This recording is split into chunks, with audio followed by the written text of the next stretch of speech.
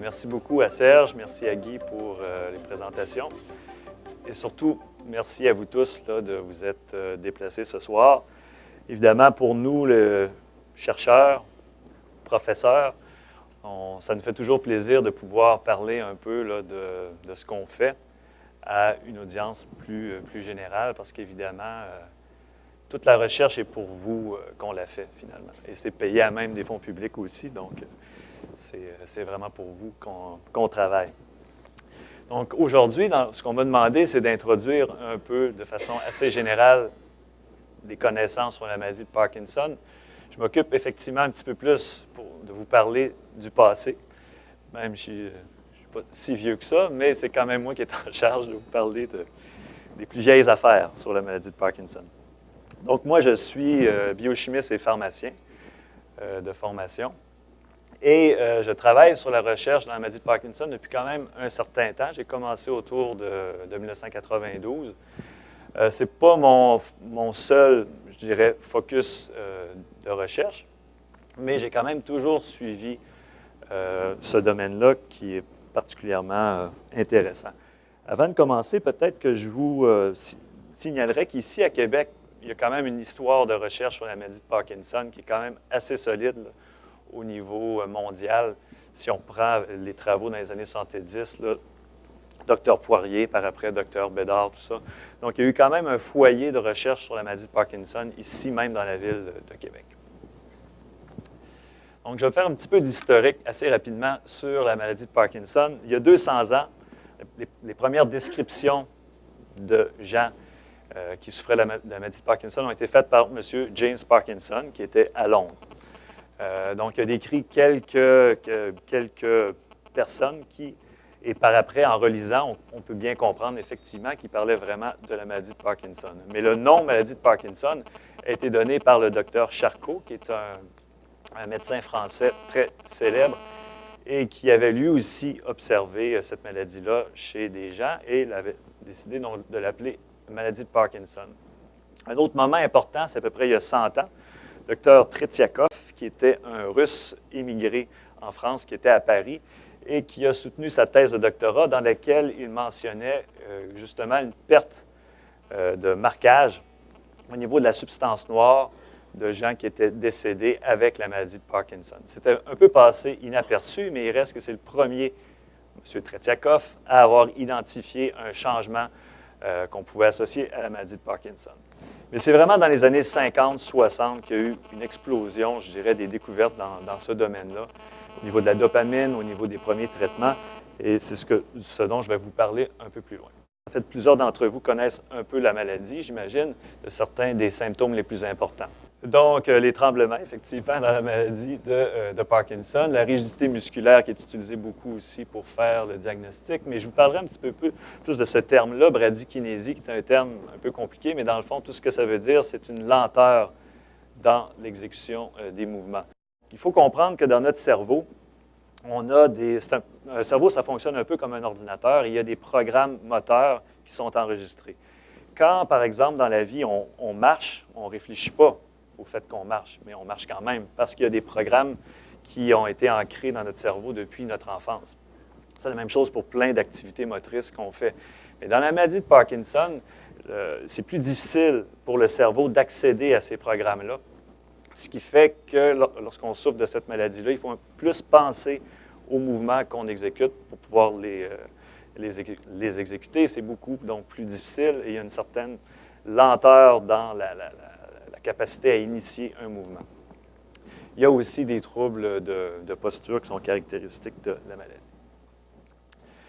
Évidemment, ce n'est pas une maladie qui est seulement au niveau motrice. Il y a des aspects non moteurs. Même James Parkinson parlait beaucoup justement de la constipation, entre autres, qui peut toucher cette maladie-là, mais je n'irai pas dans tous les détails. Il y a des manifestations qui peuvent être à d'autres niveaux du cerveau aussi, mais ce qu'on appelle psychiatrique. J'aimerais quand même mentionner un des aspects dont on ne parle pas souvent dans cette maladie-là, c'est au niveau de la rigidité au niveau du visage. Donc, souvent, les gens qui souffrent de la maladie de Parkinson, on a l'impression qu'ils sont un peu plus insensibles et maussades.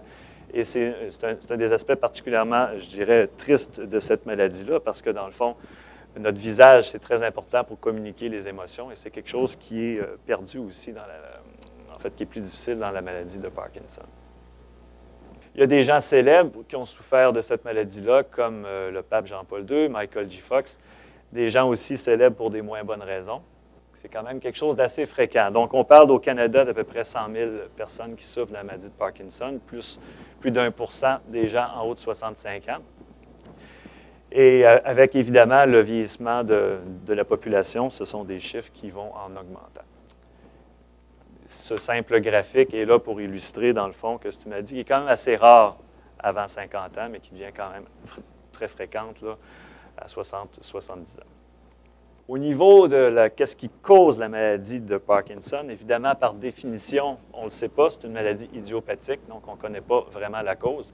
Mais on sait qu'il y a quand même certains facteurs génétiques, comme à peu près toutes les maladies, mais des gens qui souffrent de la maladie de Parkinson pour des raisons purement génétiques, on parle d'à peu près 5 des cas. Donc, la grande majorité, il y a d'autres facteurs qui sont impliqués.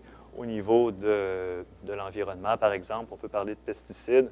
Nous, on s'intéresse, entre autres, aux acides gras oméga 3 dans la diète, donc ça peut faire partie, l'alimentation peut faire partie peut-être des facteurs de risque.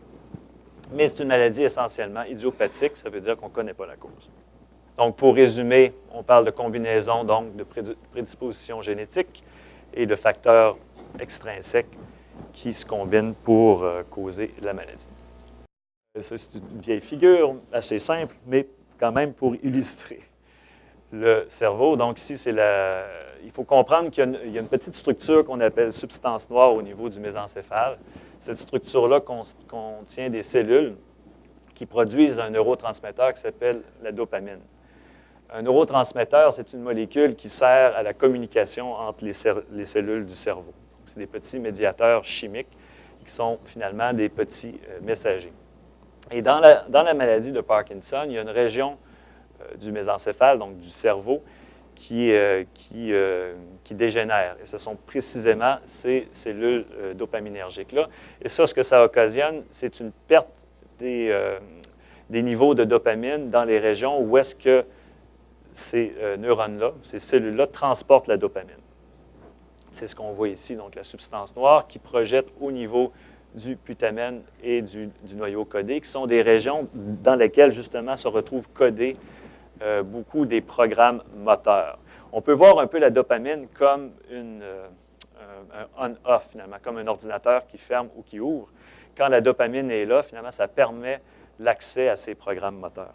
Au niveau de la perte des cellules dopaminergiques, c'est quelque chose qui peut se voir à l'œil au niveau du mésencéphale, au niveau de la substance noire, parce qu'il y a une substance qui s'appelle neuromélanine, qui est noire finalement. Bon, dans la réalité, c'est souvent un petit peu plus gris que noir, je vous dirais, mais chez les gens qui ont souffert de la maladie de Parkinson, on peut voir une diminution là, de ce marquage-là qui est assez visible. C'est une autre figure qui illustre un peu la même chose. On voit ici au niveau du mésencéphale ce que j'appelle, en fait, ce dont je vous ai parlé, là, la substance noire, qui transporte la dopamine au niveau du codé et du putamène. Et donc, ces afférences-là, ces voies de transport-là, sont beaucoup diminuées dans la maladie. Bon, ça, c'est des vieilles figures que j'avais faites quand j'étais étudiant, mais que je trouve quand même particulièrement frappantes. Ce sont des mesures à partir de coupes de cerveau de patients qui ont décédé soit sans la maladie de Parkinson ou soit avec la maladie de Parkinson. Donc, ce sont des marquages, finalement, des axones, donc des terminaisons dopaminergiques. Et on voit que dans la maladie de Parkinson, il n'y en a pratiquement plus de ces terminaisons-là. En fait, ce que je veux faire ressortir ici, c'est que dans la maladie de Parkinson, on ne parle pas d'une baisse de 10 ou de 20 ou de 30 de la dopamine. On parle pratiquement d'une disparition complète. Si on regarde ici, j'attirerai votre attention seulement sur ce petit bout-là là, de l'histogramme. Ça, c'est des niveaux de dopamine chez un sujet âgé, mais qui ne souffre pas de la maladie de Parkinson. Et on voit chez quelqu'un qui a souffert de la maladie de Parkinson, on n'en trouve pratiquement plus de dopamine. Donc, c'est pratiquement disparu. Évidemment, ça, c'est quand la maladie est assez avancée. Mais le point que je veux faire, c'est que ce n'est pas simplement une petite baisse subtile. C'est quelque chose qui peut, dans les cas avancés, être pratiquement zéro dopamine dans les régions impliquées dans la motricité, finalement. Ça ici, c'est simplement pour vous dire que le diagnostic de la maladie est fait par le neuropathologiste, essentiellement, qui, lui, va se servir de l'observation de ce qu'on appelle des corps de Lewy. Donc, ce n'est pas juste la dopamine, il y a aussi des marqueurs qui soulignent, dans le fond, des processus anormaux dans ces cellules-là. Et ça sert au diagnostic. Maintenant, vous allez me dire, c'est une maladie dans laquelle il manque de la dopamine. C'est assez simple, on va shooter de la dopamine. En fait, c'est un petit peu ça, finalement, qu'on a décidé de faire dans les années 60. Mais avant d'arriver à là, il y a eu des travaux, justement, dans les années 50, avec des gens qui travaillaient dans des laboratoires, puis les gens se demandaient pas mal ce qu'ils faisaient, parce que ça avait l'air assez obscur. Ces gens-là s'amusaient à établir des cascades métaboliques. Donc, avec la tyrosine, qui est un acide aminé qui est dans l'alimentation, on s'est rendu compte que pouvait être transformé en lévodopa, en dopamine et en d'autres neurotransmetteurs. Au tout début, évidemment, les gens qui travaillaient là-dessus, on se demandait bien pourquoi ils faisaient ça. Mais par après, quand on s'est rendu compte dans les années 60, le docteur Arnie Kerwitz en Autriche et le docteur Barbeau, je le souligne, qui est à Montréal, en fait, qui était à Montréal. Donc, ce que je veux souligner ici, c'est que le Canada a contribué à ces découvertes-là. Donc, ces gens-là, Arnie Kerwitz et le docteur André Barbeau, ont découvert qu'il y avait justement cette perte de dopamine dans la maladie de Parkinson. Là, vous allez me dire, bien, on a juste à donner de la dopamine. Le problème, c'est que si on donne de la dopamine, si on mange de la dopamine, finalement, elle ne va pas se rendre au cerveau. Elle va faire vomir, elle va faire toutes sortes de choses, mais elle ne va pas se rendre au cerveau. Mais puisqu'on avait, entre autres Carlson et d'autres personnes avaient fait ces travaux-là, on a pu comprendre, on a pu déduire qu'on pouvait donner de la lévodopa, qui est le précurseur de la dopamine, pour justement remplacer la dopamine dans le cerveau des patients qui souffrent de la maladie. Et c'est un miracle. La lévodopa, en fait, ce n'est pas un miracle parce qu'on sait pourquoi, mais dans ces années-là, on peut voir ça comme un miracle. La lévodopa peut se rendre au cerveau et être transformée au cerveau en dopamine. Donc, c'est quand même quelque chose de quand même assez extraordinaire qu'une simple molécule comme ça peut contribuer à remplacer la perte de dopamine. Et ça, c'est des travaux qui ont été faits pendant les années 60, entre autres par Arnie Kerwitz et Barbeau, et qui ont été confirmés par des études cliniques un peu plus solides à la fin des années 60. Donc, c'est ce qu'on appelle un peu le miracle de la lévodopa. Pourquoi? Parce qu'avant ces années-là, souffrir de la maladie de Parkinson, ça voulait dire passer sa vie en chaise roulante. C'était comme ça. Mais après la venue de la lévodopa, bien, finalement, au moins, on a un outil là, pour remplacer en partie la dopamine. Il existe un film avec Robert De Niro et Robin Williams, qui est sorti à peu près dans les années 90, qui relate un peu l'histoire de la lévodopa. Donc, c'est quelque chose qui peut être... c'est quand même assez bien fait comme film parce que ça présente aussi, les aspects positifs, mais aussi les aspects négatifs de ces traitements-là. Donc, ça, je vais sauter ça.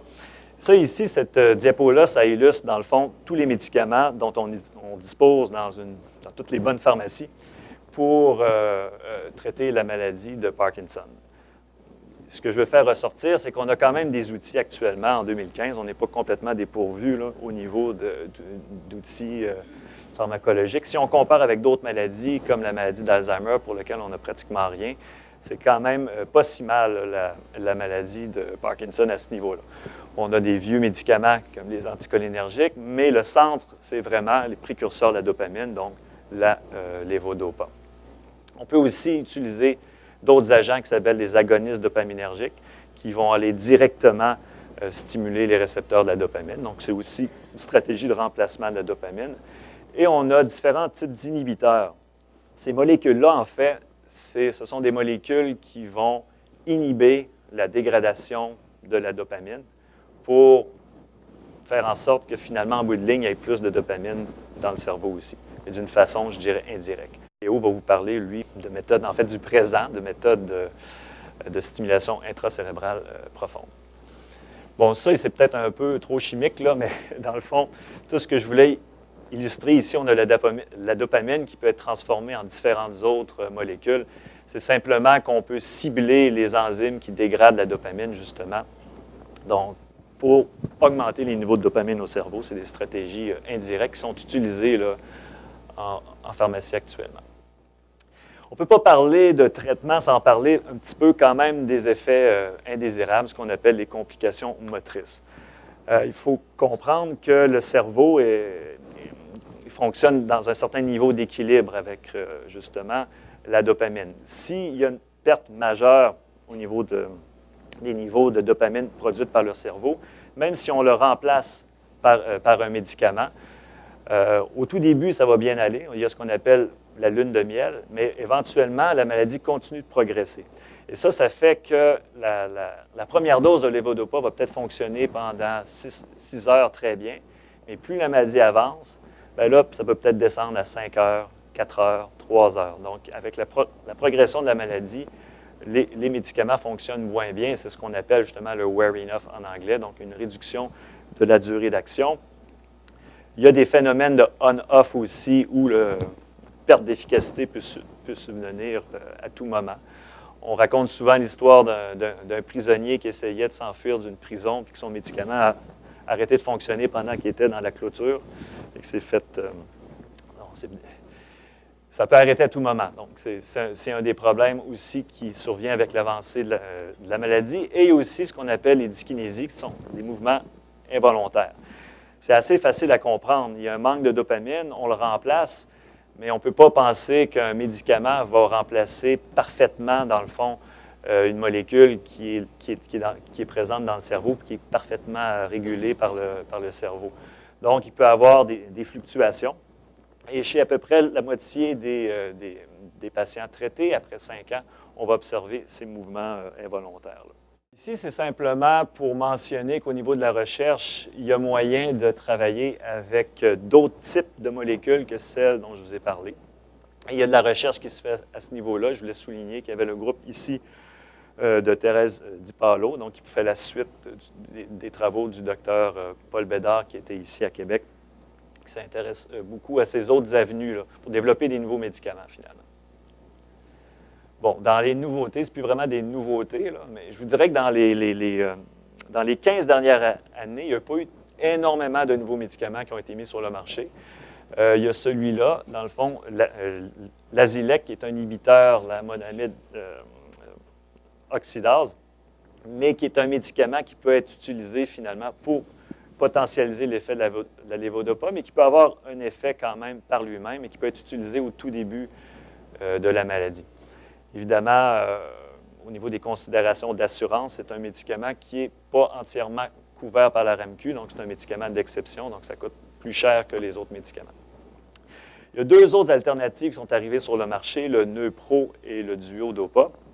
Donc, ils ne sont quand même pas je dirais, des outils qui sont aussi faciles à obtenir que les médicaments dont je vous ai parlé avant. Donc, le Neupro, c'est plutôt une patch qui est là, en fait, qui est designée pour libérer finalement la dopamine. En fait, ce n'est pas la dopamine, mais un agoniste dopaminergique à un niveau très continu. Bon, je peux vous montrer un petit peu ici. Donc, l'objectif du Neupro, c'est qu'au niveau du sang, les concentrations du médicament restent constantes. Et si on obtient ça, on pense qu'il va y avoir moins de chances de développer des fluctuations motrices. Donc, c'est ça un peu l'idée derrière ce type de médicament-là. Le Duodopa, c'est un peu plus compliqué parce que c'est une pompe qui administre, dans le fond, de façon continue la levodopa. Donc, c'est une autre alternative intéressante, mais peut-être un peu plus compliquée que les simples pilules. Et pour les autres traitements, bon, c'est là-dessus que je vais terminer. C'est sûr qu'au niveau de la pharmacologie, il y a encore du travail à faire. Il y a encore des nouveaux médicaments qui peuvent aider à, je dirais, à aller chercher le meilleur de la levodopa tout en réduisant le pire. Encore du travail qui se fait à ce niveau-là.